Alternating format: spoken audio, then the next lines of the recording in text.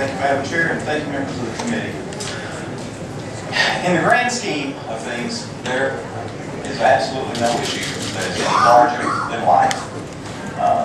I believe that as elected representatives here, our constituents trust us to protect that most essential and basic human rights, and that is the right to life. And that's essentially what this bill does. Under current law, we have the Pain Capable Information Act in 2005. And I'm sorry, Madam Chair, I had a handout that I hope everybody. All right, Here's the handout.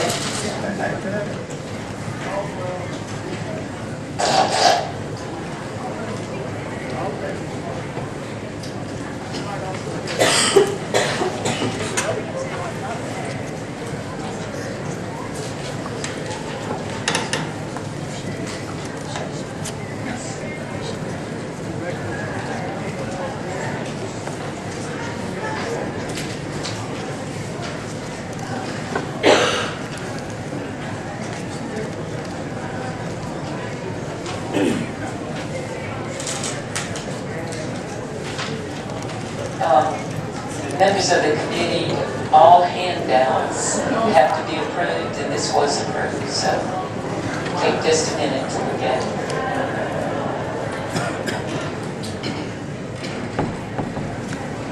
All right, Representative Mayberry. Thank you, Madam Chair. Thank you, Madam Chair.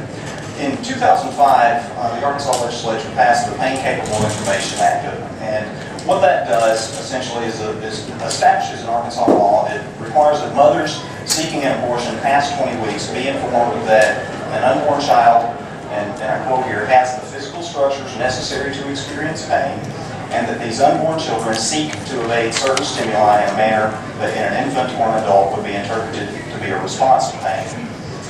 We have a wealth of scientific research that suggests, and much of it conducted just down the street at UAMS, that establishes that a child at this stage of development feels pain, and in fact may feel pain to a greater degree than even you or I do, because as you'll see in that second reference there presented in the House Public Health Committee meeting a couple of weeks ago, that all of the conditions are in place for a child to receive pain, just like you or I receive that pain right now. But in adults, we have an ability to modulate that pain, and that ability at this particular stage of development, the child does not yet have that. And so in a sense, they can receive the same amount of pain, but they don't have the ability to release it as well as you and I do. So something that hurts you or me hurts them even worse. And that's kind of the gist of this bill. We've reached that stage where a child feels pain, and the methods of abortion used at this later term are excruciatingly painful.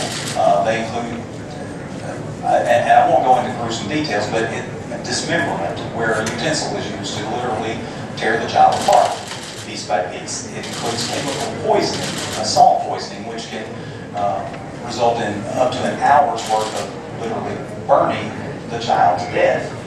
I would present that we have a state's compelling interest to protect this child at this stage.